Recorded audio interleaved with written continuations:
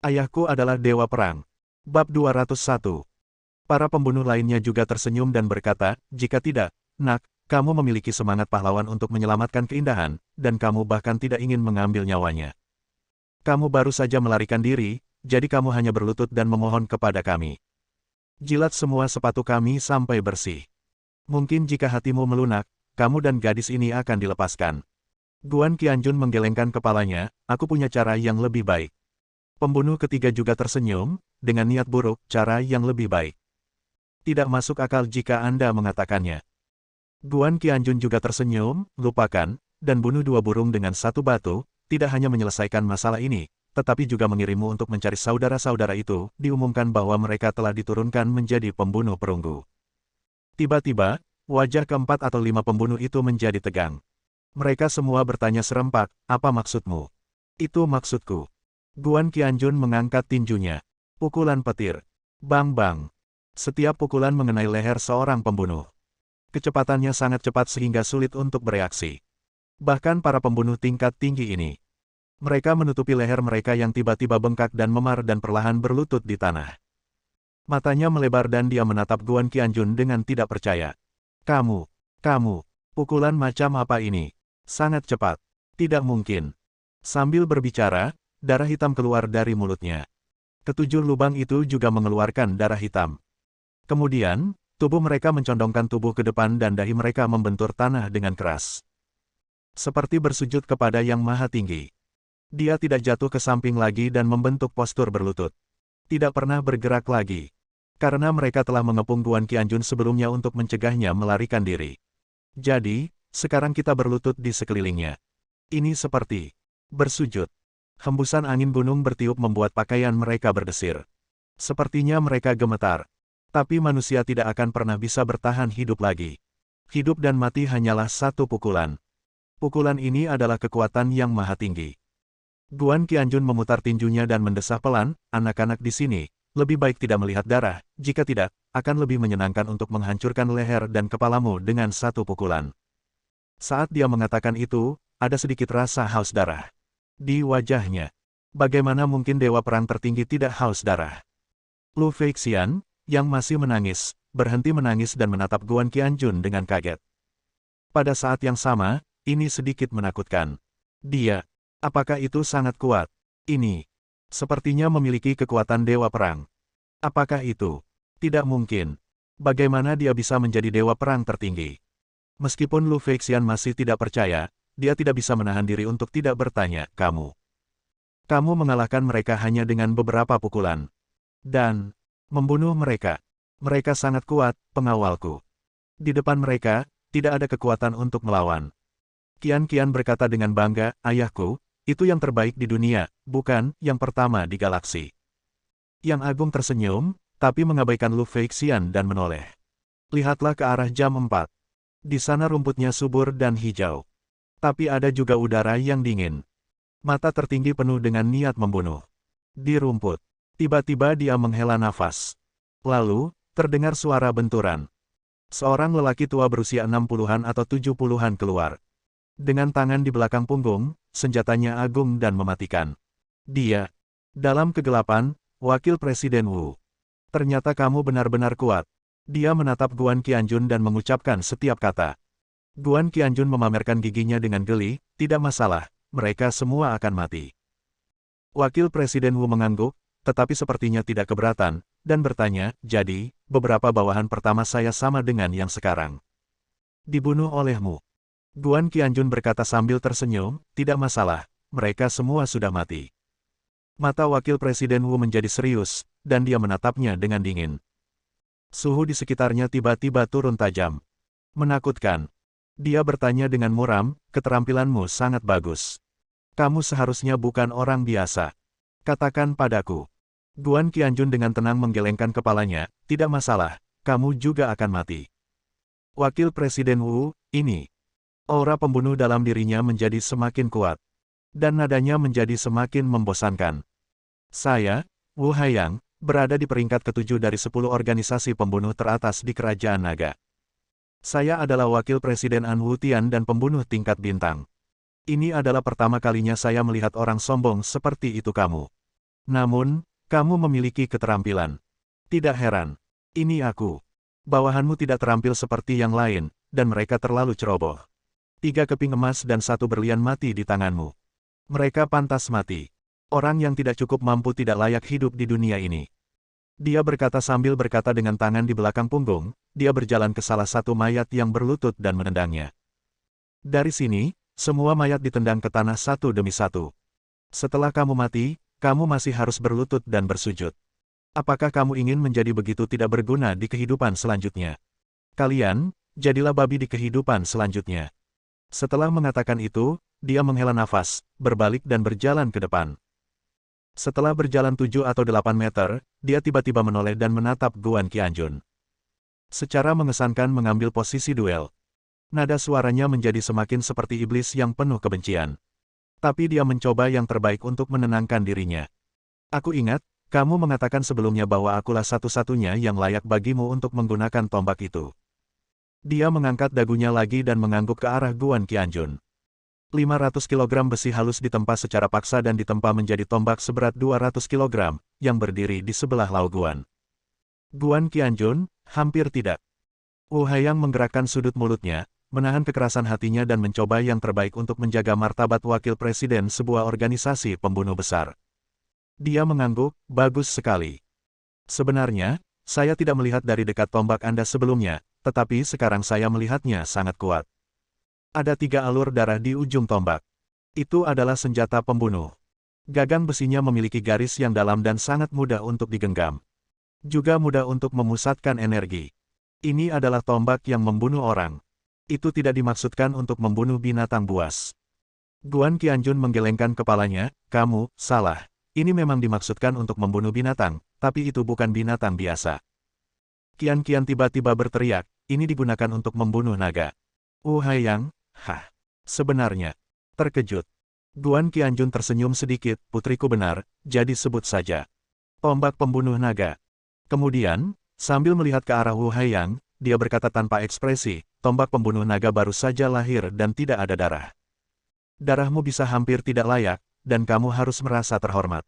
Wu Haiyang benar-benar tersenyum, merupakan suatu kehormatan.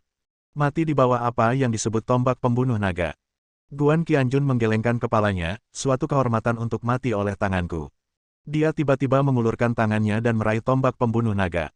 Yang dia ambil adalah bagian tengahnya, dan dia tiba-tiba mengirimkannya ke depan. Mencari. Tombak pembunuh naga melesat ke depan seperti seekor naga. Ambil tiba-tiba. Dalam sekejap, dia menggenggam salah satu ujung tombak pembunuh naga itu. Tapi tombak pembunuh naga tidak menghentikan pengebiriannya. Seperti seekor naga, tombak itu menghantam dada Wu Haiyang dengan keras seperti sambaran petir besar. Jaraknya hanya 6 atau 7 meter. Itu bisa dicapai dalam sekejap. Wu Haiyang mundur dengan kasar. Ada senyuman mengejek di sudut mulutnya. Dia menggelengkan kepalanya, tidak peduli seberapa kuatnya kamu, bisakah kamu membandingkannya denganku? Bisakah kamu membandingkannya dengan senjata di tanganku? Begitu dia selesai berbicara, dia mengangkat tangannya. Ini seperti sihir. Tangan kiri dan kanan masing-masing memiliki pistol tambahan. Segera tarik pelatuknya. Senjata ganda. Peluru dicurahkan. Masing-masing seperti cakar dewa kematian. Bab 202. Lu Feixian berseru, tidak. Dia menutup matanya tanpa sadar dan berpegangan erat pada rumput. Meski mataku terpejam, masih ada air mata di mataku. Guan Qianjun, aku membunuhmu. Peluru, tidak peduli seberapa kuat seniman bela diri itu, tidak dapat menghentikannya. Pantas saja rubah tua ini tidak takut sama sekali saat melihat begitu banyak anak buahnya terbunuh dalam satu pukulan. Masih sangat muram dan sombong. Dia memiliki seorang pembunuh besar di tangannya. Qian juga tercengang. Meski aku tahu ayah sangat kuat, sepertinya terlalu sulit menghentikan peluru. Tapi kemudian matanya berbinar. Namun Wu Haiyang yang awalnya sangat bangga mengira ia akan mampu menembak Guan Qianjun, namun ia tercengang. Dia tidak percaya. Begitu banyak peluru yang ditembakkan, tapi itu tidak berguna. Guan Qianjun hanya meraih salah satu ujung tombak pembunuh naga dengan tangan kirinya dan terus menggoyangkannya. Di sisi lain, ia terus berayun dari sisi ke sisi. Singkirkan semua peluru yang ditembakkan dari senjata kembar. Ledakan. Bang-bang. Setiap peluru yang tersapu oleh tombak naga pembunuh mengeluarkan suara tabrakan yang dahsyat, dan percikan api beterbangan kemana-mana. Sekalipun matahari berada tinggi di langit, ia tidak akan mampu menghasilkan api yang begitu kuat. Wu Haiyang akhirnya panik. Sialan! Bagaimana kamu bisa begitu kuat? Dia mengosongkan kedua senjatanya dalam sekejap. Tapi itu tidak ada gunanya. Dia secara tidak sadar ingin mengeluarkan peluru itu. Namun, Guan Qianjun tidak memberinya kesempatan. Di tangan kanannya, dia menjatuhkan pistol kosong dan memasukkannya ke dalam saku celananya. Ledakan. Ujung tombak pembunuh naga menghantam jantungnya dengan keras. Tiba-tiba, sebuah penyok besar muncul. Mata Wu Haiyang tiba-tiba menjadi kusam. Dan, penuh rasa sakit. Dia telah hidup selama 64 tahun dan telah mendengar segala macam suara di dunia yang penuh warna ini. Tapi belum pernah ada suara yang begitu menakutkannya. Karena itu, suara 12 tulang rusuk di dadanya pecah. Ya, dia mendengarnya dengan jelas. 12 tulang rusuk patah dan hancur. Dia bahkan bisa merasakan tulang rusuknya, setelah patah, menusuk jantung, hati, dan limpa. Dia memuntahkan seteguk darah. Pistol kosong di tangan kirinya jatuh ke tanah. Dengan susah payah, dia mengeluarkan tangan kanannya dari saku celananya, tapi magasin yang terisi juga jatuh ke tanah. Dan Guan Qianjun. Dia menghunus sebagian besar tombak pembunuh naga dengan tangan kirinya, bersandar padanya, dan meluncur ke depan Wu Haiyang. Masih memegang tombak pembunuh naga. Ujung tombak masih menempel di dada Wu Haiyang yang tenggelam. Wu Haiyang menatapnya dengan mata yang semakin kusam, dan bertanya dengan ketakutan, "Siapa? Kamu? Dengan kekuatan bertarung seperti itu, kamu jelas bukan master biasa, kamu. Kamu pasti naga di antara naga. Burung phoenix di antara burung phoenix. Nafasmu memiliki bau emas dan besi yang kuat, kamu." Suara Guan Qianjun sangat rendah, "Akulah yang maha tinggi." Wu Haiyang menyeringai, menunjukkan sedikit ejekan, tapi kejutan lain terjadi di mana-mana. Dia mengucapkan dua kata terakhir dalam 64 tahun hidupnya. "Aku percaya." Seluruh tubuhnya merosot ke tanah. "Mulai sekarang, saya tidak akan pernah bangun lagi." Beberapa pembunuh mati dengan satu pukulan. Beberapa pembunuh mati dengan satu tembakan. Itu saja. Guan Qianjun mengangkat tombak pembunuh naganya dan melihat ke sisi tempat dia baru saja berangkat. Banyak peluru menghantamnya dengan sangat keras, meninggalkannya berbintik-bintik dan banyak penyok. Namun, Guan Qianjun tidak keberatan sama sekali dan tersenyum. Inilah pencerahan yang sebenarnya. Mulai sekarang, Anda dapat memiliki hidup Anda sendiri. Ini adalah catatan Anda. Tuan Guan, siapa Anda? Bagaimana Anda bisa begitu kuat? Suara lembut dan gelisah muncul. Lu Feixian, yang masih pingsan di tanah, menatapnya dengan penuh semangat, dengan rasa ingin tahu tertulis di wajahnya yang halus dan cantik. Guan Qianjun meletakkan tombak di bahunya dan berkata dengan santai, "Jangan tanya, aku akan memberitahumu jika kamu bertanya." Lu Feixian, "Ya, aku sudah memberitahunya, tapi dia tidak percaya. Meskipun orang ini sudah sangat kuat." Qian berkata, "Ayah, datang dan obati lukanya. Ada terlalu banyak luka di tubuhnya. Aku khawatir, ya. Bagaimanapun, dia adalah bayi kecil yang lucu berusia 5 atau 6 tahun, dan dia mengolesi luka Lu Feixian. Tubuh dengan salep itu berantakan, dia telah bekerja sangat keras." Guan Qianjun mengerutkan kening dan menatap Lu Feixian, "Apakah kamu tidak tahu bagaimana melakukannya sendiri?" Lu Feixian menundukkan kepalanya dan mengulurkan tangannya tanpa suara. Kedua tangan kecil itu, yang awalnya sangat halus, kini robek dan robek, bahkan kuku jarinya pun tercabut di beberapa tempat. Guan Qianjun mau tidak mau merasa sedikit tertekan saat melihatnya. Lu Feixian menangis lagi. Qian berkata dengan penuh simpati, "Saudari Feixian, satu-satunya saat kamu menangis dapat dibandingkan denganku ketika aku pergi memberi penghormatan kepada ibuku." Lu Feixian, ini. Tiba-tiba hatinya tergerak, dan kemudian dia meledak dalam kegembiraan. Benar. Gadis kecil ini tidak punya ibu, jadi berarti Tuan Guan adalah laki-laki tanpa istri. Lalu, saya memiliki ritme peluang. Tapi Lu Feixian dengan cepat melepaskan ide ini. Bagaimanapun, dia juga putri dari keluarga Lu, salah satu dari 5 keluarga kaya di ibu kota provinsi, dengan otoritas tinggi. Bagaimana mungkin seorang pria yang hanya memiliki sedikit kekuatan, apalagi pria yang sudah menikah, bisa layak untuknya? Sekalipun dia bersedia, keluarganya pasti akan menentangnya dengan suara bulat. Alangkah baiknya jika dia benar-benar dewa perang tertinggi. Sekalipun mereka menikah ratusan kali, keluarga akan dengan senang hati menyetujuinya. Tentu saja, dia takut dia akan dengan senang hati menyetujuinya. Sayang sekali dia adalah dewa perang tertinggi. Kemungkinan ini terlalu kecil. Qian memandang Guan Qianjun dengan penuh semangat. Ayah, mengapa kamu tidak menunjukkan pandangan pada Suster Feixian? Guan Qianjun berlutut untuk memeriksa luka Lu Feixian. Tangannya memar dan lebam, pergelangan tangan kirinya terkilir, sendi bahu kanannya sedikit retak karena tekanan yang berlebihan, kedua kaki dan pergelangan kakinya patah, dan banyak sekali bekas luka di sekujur tubuhnya. Cedera seperti ini dianggap serius bagi wanita yang lemah. Guan Qianjun pertama-tama memintanya untuk mengulurkan tangannya yang halus, mendisinfeksi dengan alkohol, dan kemudian mengoleskan obat. Lu Feixian meringis kesakitan, tapi tetap diam. Hal ini membuat Guan Qianjun sedikit menghargainya. Meski dia putri dari keluarga kaya, dia juga bangga. Dia menyambungkan kembali sendi pergelangan tangannya dan memegang kedua kakinya yang halus, mengirimkan ledakan energi untuk menyatukan area yang retak. Aliran air hangat mengalir di area yang sakit, membuat Lu Feixian segera merasa lebih baik. Melihat Guan Qianjun memegangi kakinya dan merawat lukanya dengan seluruh konsentrasinya, Lu Feixian hanya bisa tersipu malu. Bahkan lehernya menjadi merah. Selanjutnya adalah mengobati luka di tempat lain.